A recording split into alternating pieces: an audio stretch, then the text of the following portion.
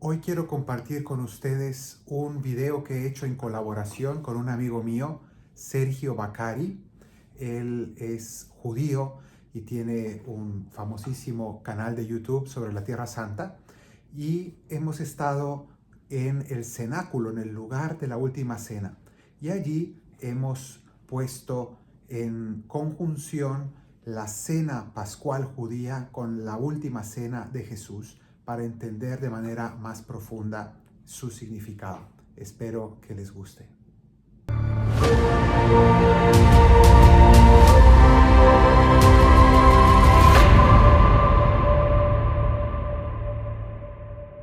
Shalom amigos, les habla Sergio Bacari del canal Bacari Suelto en Israel, otra vez con ustedes.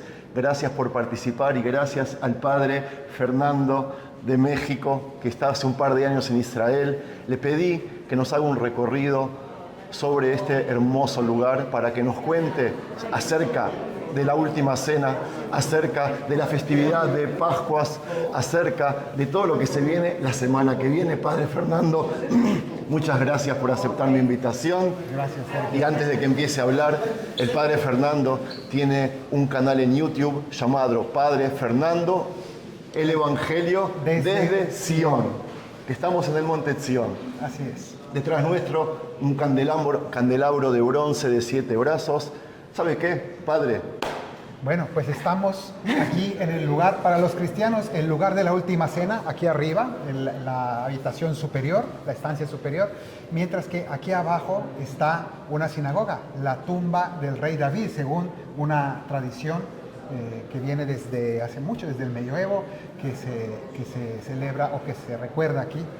Por eso supongo que usted quiso que empecemos aquí el paseo. Así es. No es casualidad de que por encima el techo de la tumba del rey David es el piso del cenáculo. Efectivamente. Y el techo del cenáculo es el piso de una mezquita llamada de Nevi Daud, para los musulmanes, primos musulmanes del profeta David. Así es. Vamos a ver la tumba. Sí, y te comento simplemente que es muy interesante el hecho de que, el primer versículo de todo el Nuevo Testamento, apenas uno abre el Nuevo Testamento, el Evangelio de Mateo, primer versículo del capítulo 1, dice, Evangelio de Jesucristo, Hijo de David, Hijo de Dios. Entonces, lo primero que afirma el Nuevo Testamento es que Jesús es el Hijo de David. Y entonces, esta conexión siempre se vio como algo pues muy, muy fuerte, ¿no? Esta conexión. ¿Y cuál es la creencia judía? Nosotros le decimos Mashiach ben David, el ungido, el Mesías, hijo de David. Estamos hablando de lo mismo. Estamos hablando de lo mismo. Entonces, esa conexión es muy fuerte. ¿Y de qué vamos a hablar hoy?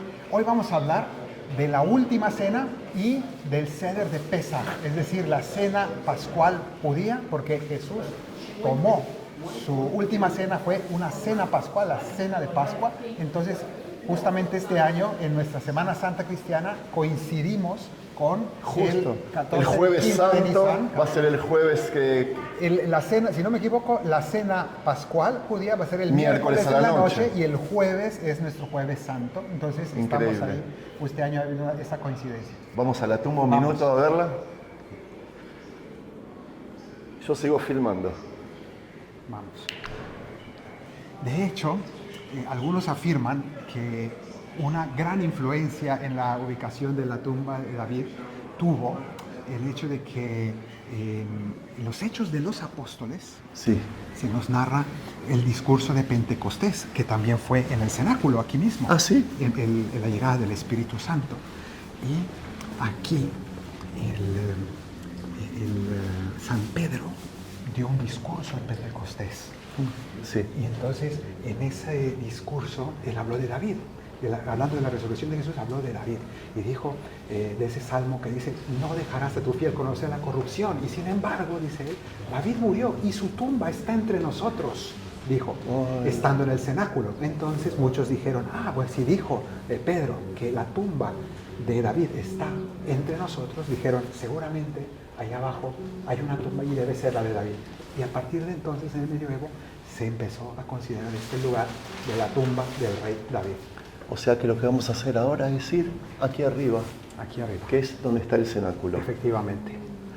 Bueno, padre, está complicada la entrada, hay mucha gente saliendo. Así es. ¿Sabe lo que me llama la atención? El clima, que está lloviendo. Hoy, Bastante. Hoy nos empezó a llover. Dentro de una semana justo es Pesaj, que en realidad ya comenzó la primavera en la Torá, pero miren el cielo gris. Y frío. ¿Qué significa esto, padre? Que hace frío y... ¿Se puede entrar ya? Vamos a ver. Me parece que lo están vaciando para nosotros. Eso parece. Pero a mí me parecía que hubieran salido ya más de 1000 personas. Sí, estamos esperando. Vamos. Thank you. Bueno, padre, muchos obstáculos, pero bueno, acá estamos. Muy bien. El lugar para nosotros, el cenáculo. De hecho, mira, esto, ¿sabes qué es? ¿Qué simboliza? Esto es un regalo del Papa Juan Pablo II. En el año 2000, él vino aquí y celebró una misa.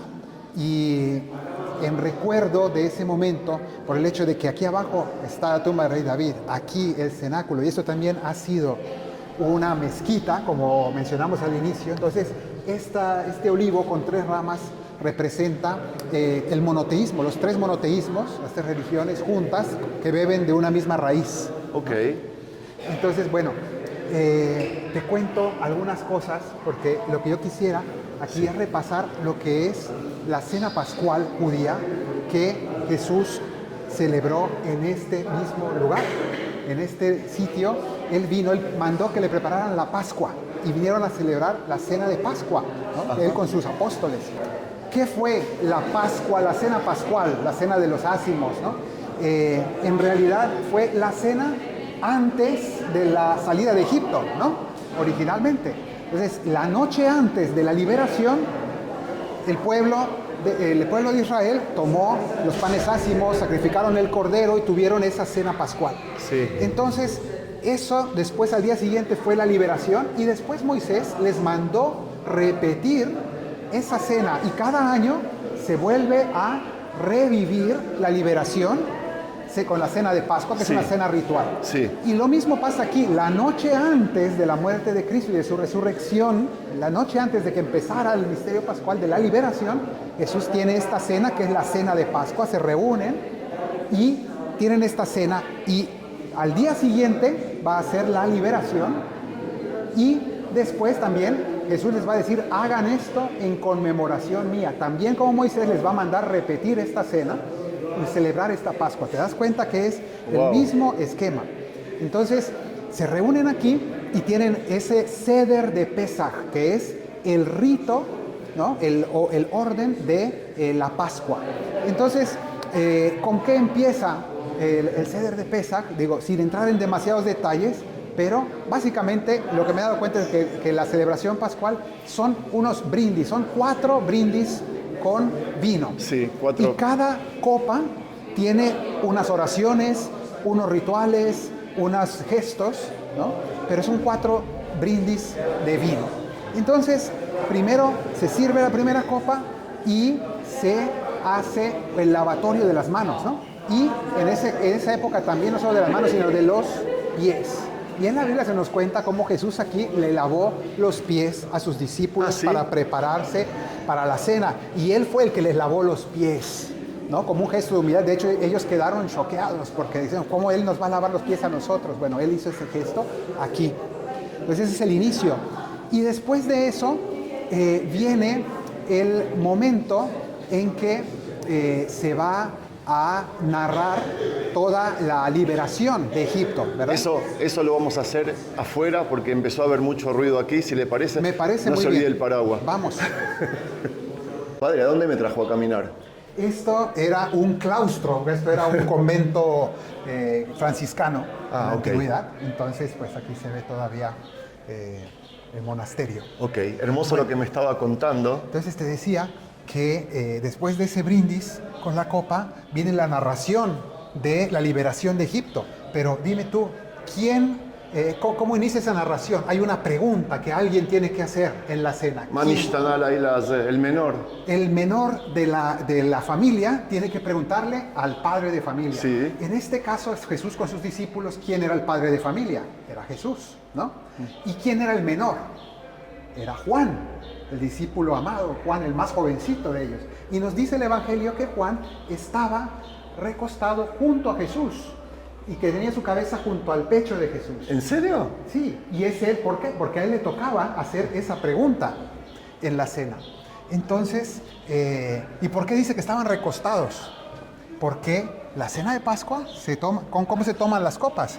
Recostados, Sí, no se apoyados puede, con el codo izquierdo, ¿no? Y se recuestan. Entonces, así estaban los apóstoles con Jesús. Y ahí iban tomando las copas. Entonces tienen toda esta narración de la liberación. Y después de eso, se toman ya tomaron la primera copa, se sirve la segunda copa. Y después del segundo brindis viene la cena, la comida. Y es aquí donde viene lo más interesante. Porque, ¿qué cosas se va a comer en una cena pascual? Hay varias cosas, hay hierbas amargas, pero sobre todo el matzá. Sí, Es decir, pan ácimo sin levadura, que eso es lo que los católicos tomamos en la misa, el matzá. Es lo que quedó. Pero también, ¿qué carne se come en la cena pascual? De cordero. El cordero sacrificado. Pero ¿qué ocurre? Que el jueves, cuando toman aquí la cena, todavía no ha sido el sacrificio de los corderos en el templo. Entonces llegan y los apóstoles dicen, ¿qué vamos a comer? Aquí no hay cordero, en la mesa no hay cordero. ¿Qué vamos a cenar? Y en ese momento Jesús toma el matzá, tomó el pan, dio gracias, lo bendijo, lo partió y se los dio diciendo, tomen, esto es mi cuerpo. Es decir, le está diciendo, ¿sí? Yo soy el cordero, que será sacrificado mañana por ustedes. Entonces está diciendo, mañana me van a sacrificar y yo soy el cordero pascual. Entonces esa noche cenaron solamente matzá. Solamente comieron el pan ácimo y ellos iban entendiendo esto. Y después se nos dice que tomó la copa para el tercer brindis. Ya sirvió y Jesús les dio la copa y les dijo, tomen y beban esto, es mi sangre, que será derramada mañana por ustedes y por muchos para el perdón de los pecados. Él sabía todo lo que iba a pasar ya esa noche, desde esa noche. Entonces les entrega el cáliz y les da el vino y les dice, esta es mi sangre. Entonces ellos lo toman, van comprendiendo. ¿Y qué viene después de la tercera copa? Vienen el Halel, que es las alabanzas. Y dice el Evangelio que después cantaron los himnos y los salmos. Es increíble. Y después del Halel, ¿qué debe hacer? Debe terminar ¿con qué? Con la cuarta copa. Pero, ¿qué ocurrió? Vamos para acá. Sí. ¿Qué ocurrió esa noche?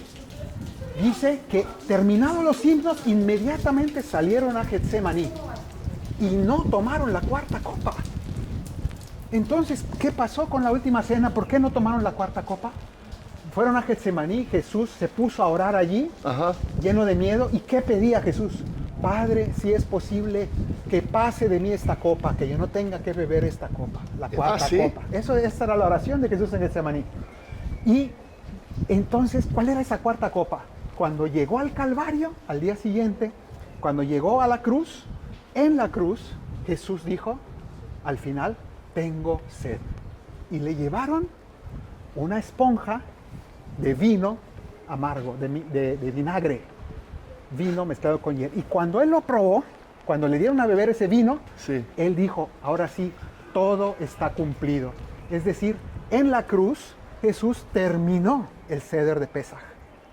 No lo puedo Empezó creer. la noche antes, pero terminó a la hora en que todos celebraban el Pesaj, y ahí es cuando él dijo, aquí ya he terminado de celebrar mi Pascua. Entonces, ahí vemos la conexión tan fuerte que hay. Y estamos viendo la iglesia de la dormición, no porque estamos en el Monte Sion, sino porque aquí se durmió la Virgen María. Estamos en el Monte de Sion, la abadía de la Agia María.